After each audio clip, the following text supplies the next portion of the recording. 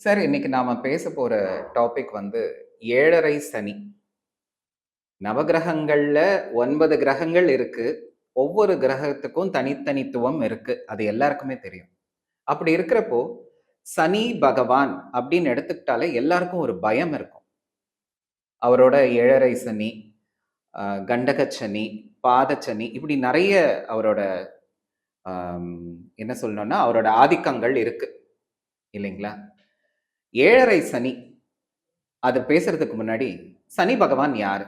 அவர பத்தி ஒரு சில வார்த்தைகள். சனி பகவான் வந்து சூரியனோட புத்திரர். நவக்கிரகங்களில் ஒருவர். அவர் வந்து கர்மாகாரகன் அப்படின்னு கூட சொல்லுவாங்க. ஆயுள்காரகன் அப்படின்னு கூட சொல்லுவாங்க சனி பகவான வந்துட்டு. அ இப்போ நவக்கிரகங்கள்ல வந்துட்டு ரொம்ப டிசிப்ளின்டான பிளானெட். ரொம்ப டிசிப்ளின், பெர்ஃபெக்ட்டான எல்லாமே பெர்ஃபெக்ட்டா இருக்கணும்னு எதிர்பார்க்கிறது வந்து சனி பகவான் தான். அது நம்மளுடைய மனித வாழ்க்கைக்கு ஒத்து வராத ஒரு விஷயம். நம்ம நெறைய தப்புகள் செய்றோம், நெறைய தவறுகள் செய்றோம். சில விஷயங்கள் நமக்கு வேணுங்கிறதுக்காக அத வந்து தாண்டி போறோம். அதெல்லாம் சனி பகவான் பொறுத்துக்கவே மாட்டார்.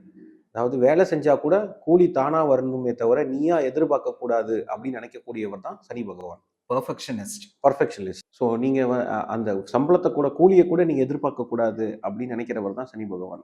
அப்படி இருக்கும்போது, அவர் ஒரு நம்மளுடைய ராசிக்கு தாக்கத்த உருவாக்குறார் அப்படிங்கிறப்போ, அது கொஞ்சம் எல்லாருக்குமே பயமுறுத்தக்கூடிய ஒரு விஷயம் தான். இந்த ஒரு ரீசனுக்காக மட்டுமே. அதுக்காக சனி எல்லாமே கெடுத்துடுவாரு, கெட்டது தான் பண்ணுவாரா அப்படிங்கிறதெல்லாம் கிடையாது.